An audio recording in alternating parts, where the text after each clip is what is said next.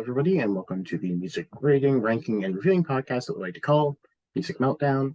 This episode, we're going to be discussing the discography of legendary indie singer-songwriter Elliott Smith. He has six, technically seven-ish records to his name, but if you really want to be picky, you can only do five. But we're doing his main five that he released during his lifetime, as well as From a Basement on the Hill, and not including New Moon, because nobody includes New Moon. So yeah, we have From Roman Candle to From a Basement on the Hill. I was decently familiar with a couple of these records. I'd heard EXO once, and then I'd heard Figure 8 and From a Basement on the Hill at least twice each. And I didn't love any of those records going into this. I knew that I respected them, that there was a good bit that would draw me in, but they just weren't fully clicking with me at that time. And we'll see if that persists. Okay, I knew all six. I knew sort of his well-known albums the most. I've only listened to sort of the first two albums only a couple times, but I was quite familiar with Elliott Smith.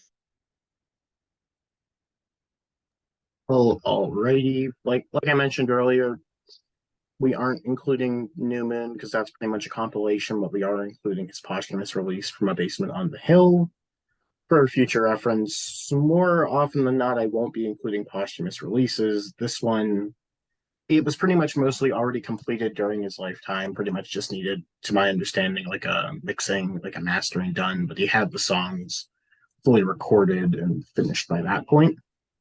So yeah, it was intended to be an album. Okay.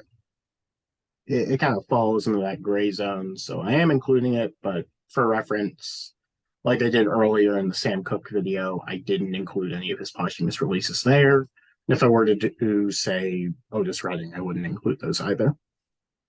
That being said, though, Harvey, you go ahead and kick us off with the obvious bottom. Okay, so my number 6 is Roman Candle. I assume that is the same for everyone. It's a pretty good album, I think.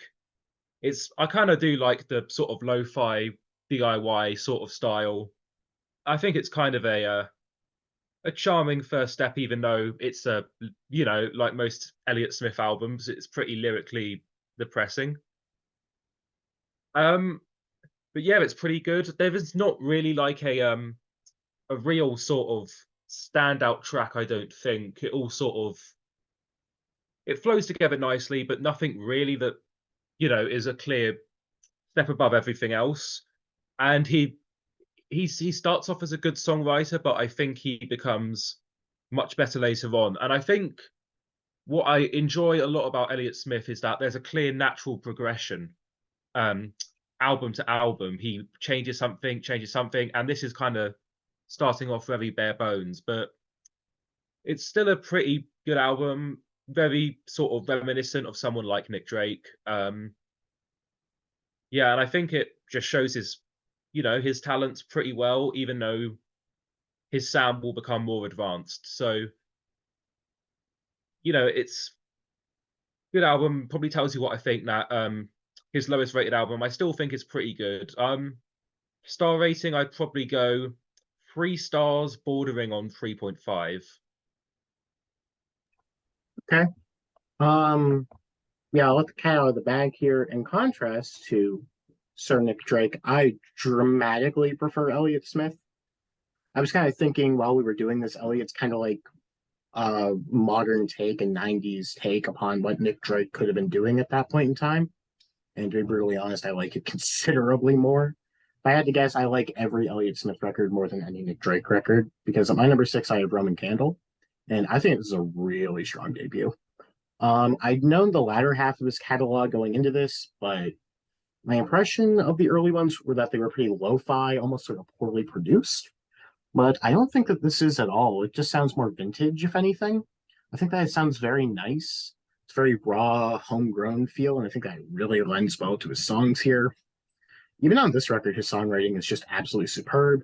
And his guitar playing, that's the main takeaway I took from this. He is just absolutely next level, especially on these first two when everything is so stripped back and you can just hone in directly on his playing. It's just sensational. I love the track Roman Candle and any of the first three No Names. But my absolute favorite song was Last Call.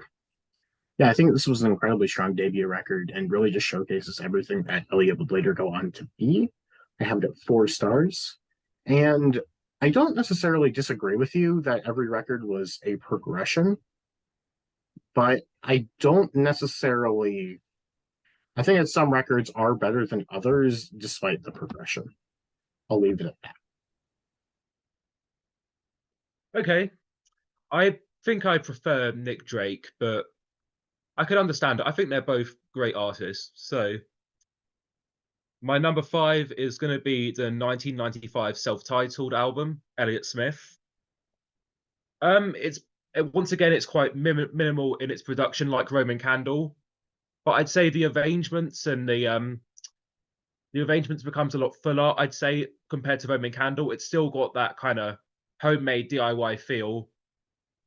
And yeah, the guitar playing on there is just great, really. Great guitar playing throughout his entire discography. He's, when people think about greatest guitar players, they usually think electric guitar players. But I'd say, to bring up again, Nick Drake and Elliott Smith, I'd say are two acoustic players who I think could compete with who people say are great electric guitar players. I'd say the lyrics on here are,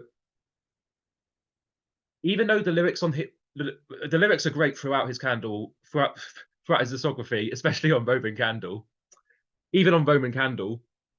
But I'd say here is when he really starts to sort of perfectly blend the lines, sort of between metaphor and confession, and I think it really allows his personal songwriting to really shine. And I'd say my favorite tracks are Needle in the Hay, Alphabet Town, and The Biggest Lie. So 4 stars. Okay. Yeah, I really like the Elliott Smith Candle, and I, I fully agree. I think that if he's not my number one, he's incredibly high up there for just my favorite acoustic player. Now, I know I've been doing that George Harrison catalog though, and he's definitely climbing up there. So next record, this one's going to be kind of contentious. I know that there are some people that agree with me, but I also know that some people consider this as number one. I'm going from the first to the last. I'm going from A Basement on the Hill. And I think this is a really challenging record to review. It has incredibly strong material across it, but just to let the cat out of the bag, this is a pretty massive step down from Figure Eight. I think that this record also sounds just a lot worse than its previous two. It's a lot grungier, a bit loud at points, and it's not bad. It just isn't necessarily what I'm wanting from Elliott. Despite that, there's just some amazing songs. I loved Pretty, Twilight, and of course Memory Lane are all just fantastic in my opinion. And with this being a posthumous release, it kind of gives it like this really dour aesthetic to me. Even for Elliott, it just becomes a bit of a challenging, very difficult listen. And I still think that it's very strong, and I do give it 4 stars. It's just this and the next one, I probably wouldn't reach for anywhere near as much as the top three for me.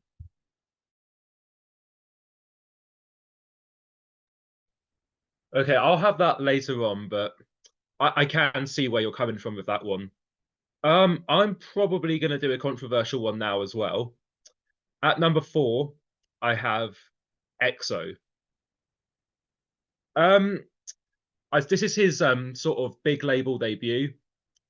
It's quite noticeable. The arrangement's bigger, more of a sort of fuller sound.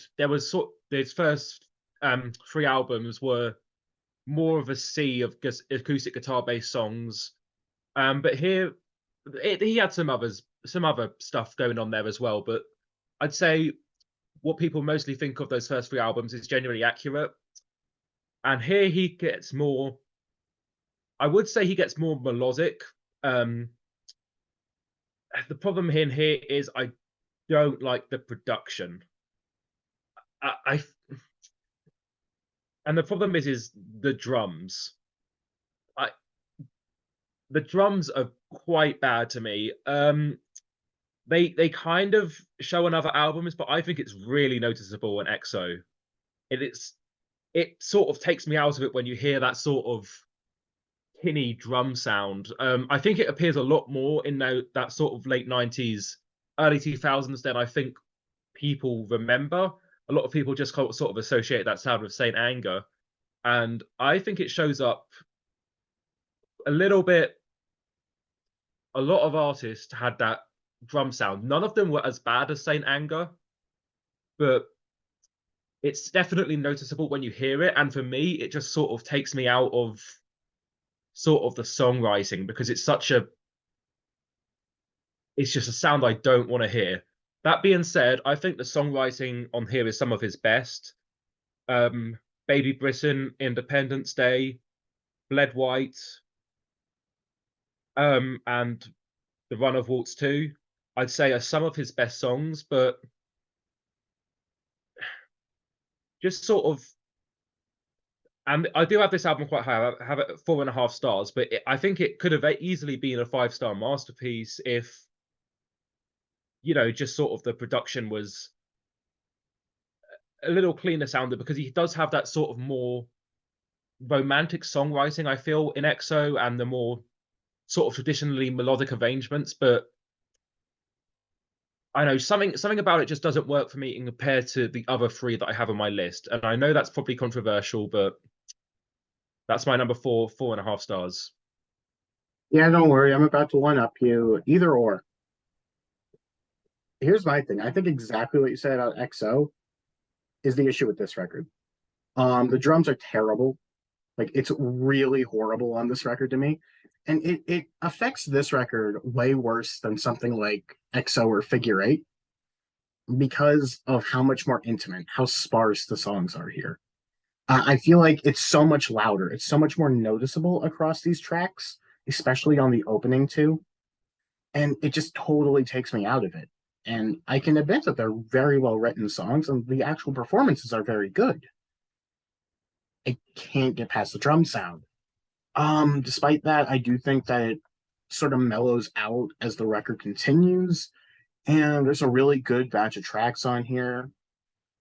And yeah, to contrast that, every time he's being more intimate and more reminiscent of, say, his self-titled, I think that the drumming is excellent on those tracks. But it's just when he's trying to beef it up a little bit, when he's trying to be a little bit grungier, I'd say the drums just really kill it. And most of these songs are great. I think that it's a masterpiece that you just sort of put a big old paint splotch across.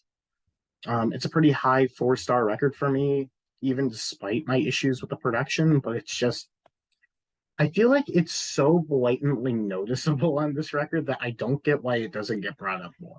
Because like it's so upfront to me. It's like the first thing that I hear. Very similar to that Spoon record that I didn't like. But I don't know. That's just how I read it. Well, I'm about to say similar things because my number 3 is Either Or. I kind of put down the same things that you put, except the drums for some reason didn't bother me as much as they did on XO. I'd say again, I did write down that it was significantly worse on the first 2 tracks that open the album. But for me, it sort of, like you said, when he tries to become grungier, it kind of makes a lot more sense there than on EXO, where it's these really melodic songs and just those sort of clanging drums in the background. But yeah, I'd say this is I'd assume what a lot of people would say his number 1 album is. It's only number 3 for me, partly because that,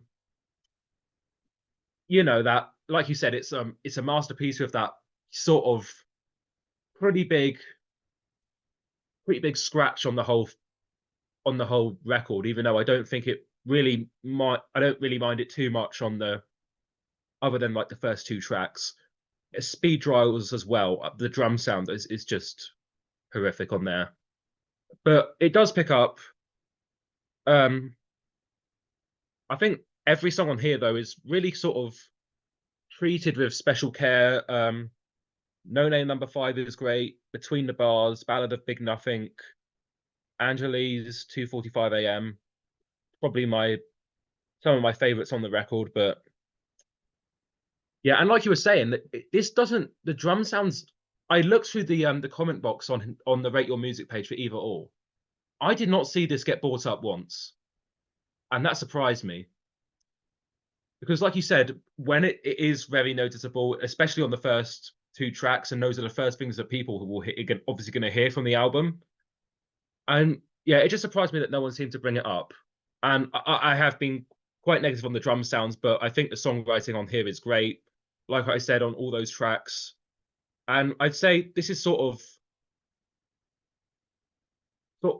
you could argue some tracks on From a Basement on the Hill, but I'd say this is as outright sort of emotional and depressing as Elliott Smith really gets. It's sort of, his signature album. And yeah, the lyrics are great, guitar playing is great. I don't know who does the drums. I'd assume, but yeah, they need patching up. But 4.5 stars because of the songwriting, and everything else other than the drums is just exceptional. It's Elliott doing the drums. So, like, the actual drum parts aren't bad. It's just how they're produced is the issue.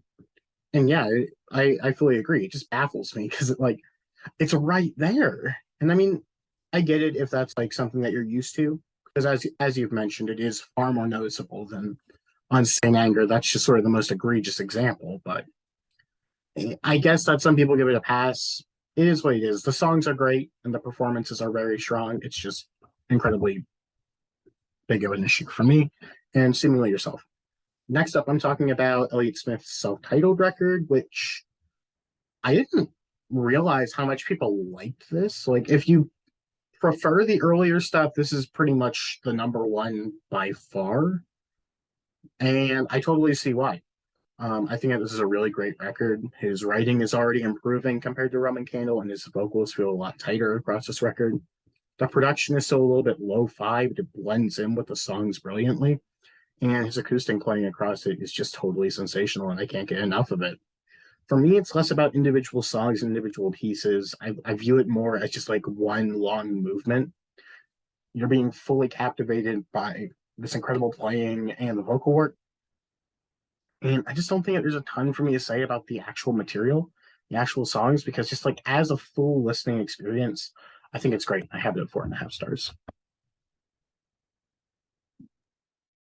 Yeah, I was maybe expecting you to have that one a bit higher than me. I had it second to last. I still think it's a really good album, but yeah, my number 2 is going to be Figure Eight. Yeah, I think this album is great. The production style is similar to EXO.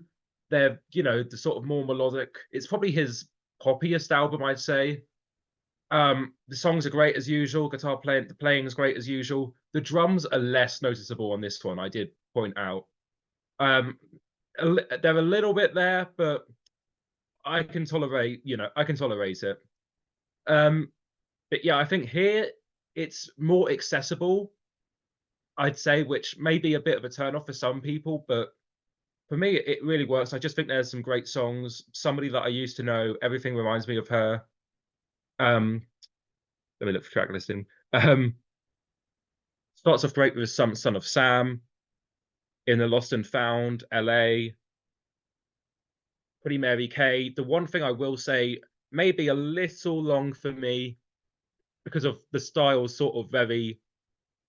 From a Basement on the Hill is a similar length, but I think because he's playing around with all different sorts of styles, I feel like the longer length works for me. But here it's sort of, and I mean they're great songs, no doubt. I think all the songs on here are great, but because it's sort of a similar sort of style, I think the length doesn't really work to its favor. I think it could have been done with being cut down the track or two.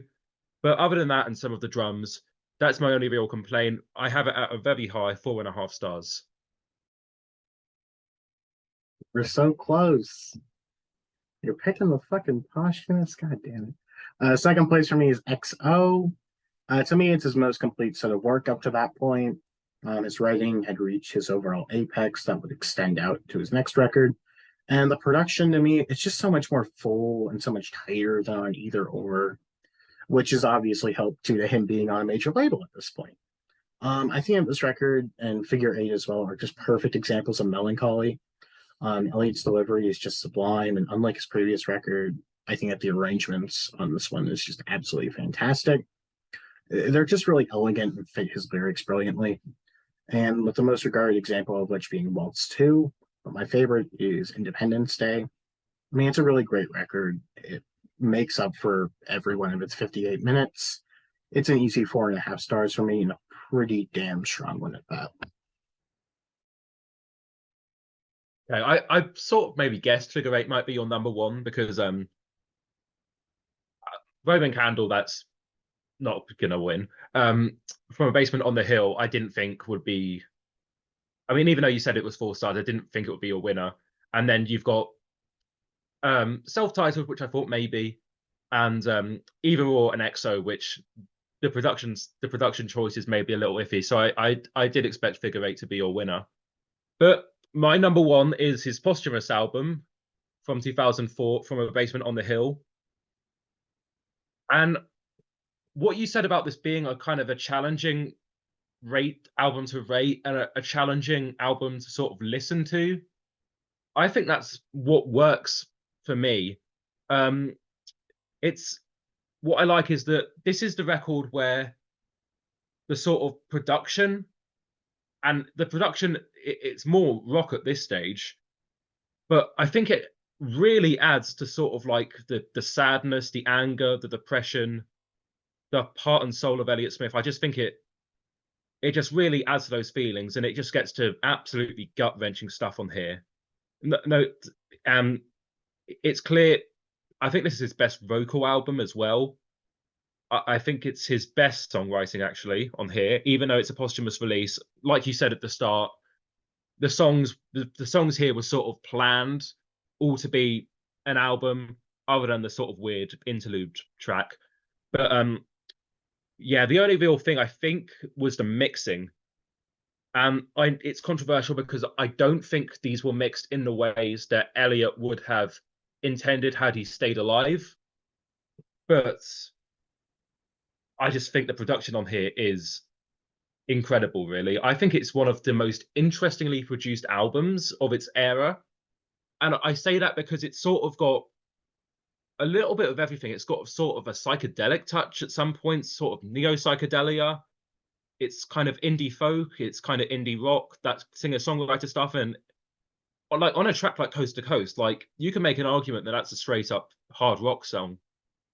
And I try not to let external things sort of cloud my judgment, but I think the fact that it's a posthumous release and knowing everything that sort of led up to this album, it just sort of feels like it's a bit hard for me to say it's a perfect send-off, but I think it sort of encapsulates more than any other album sort of who Elliott Smith was through his songwriting.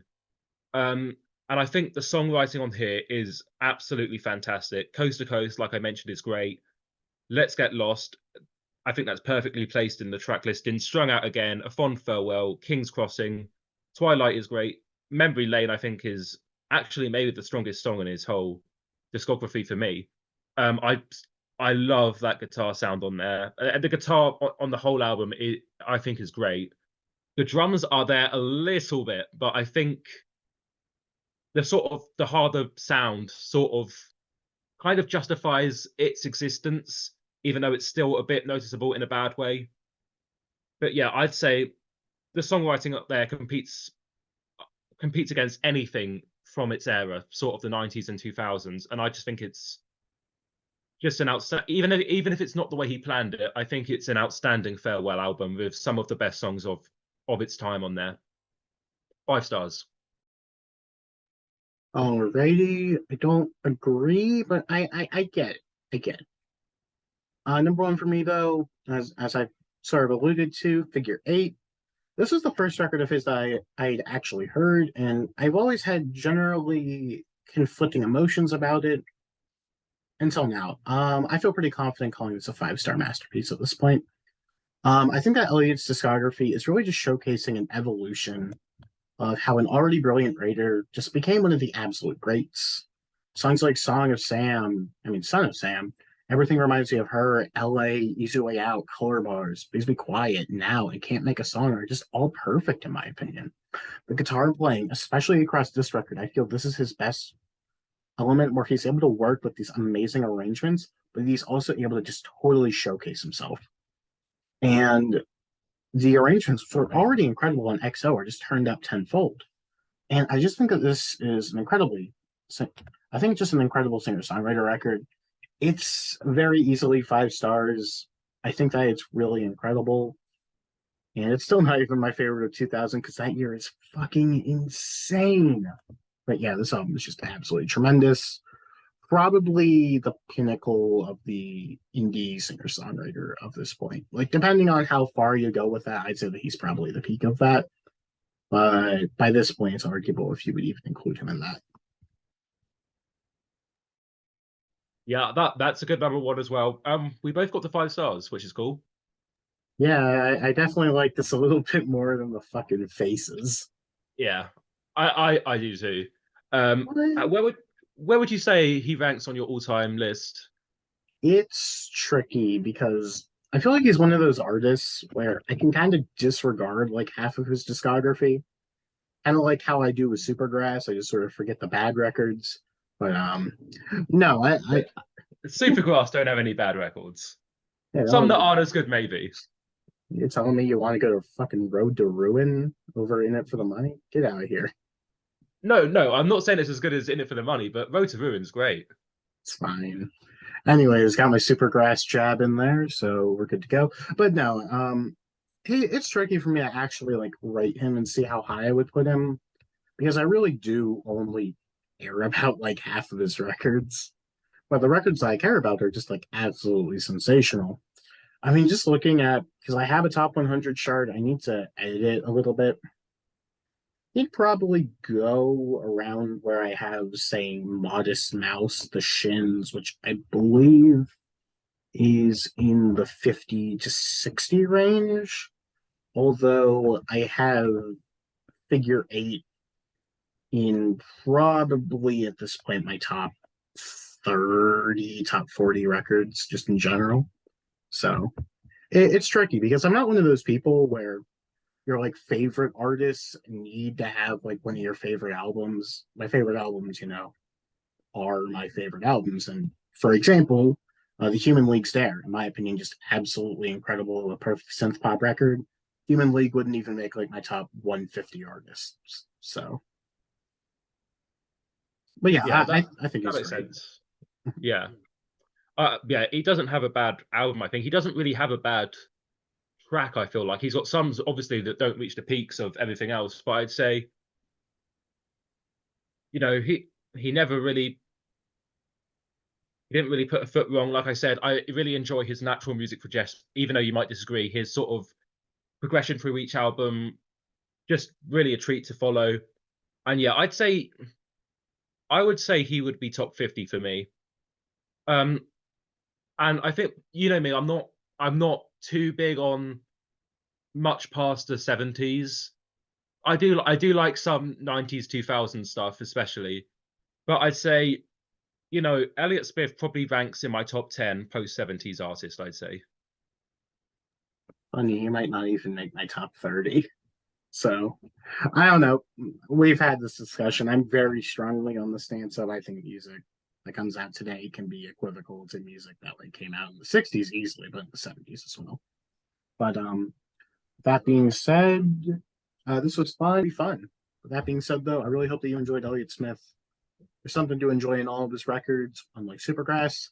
With that being said, I hope that you had a good one. Bye.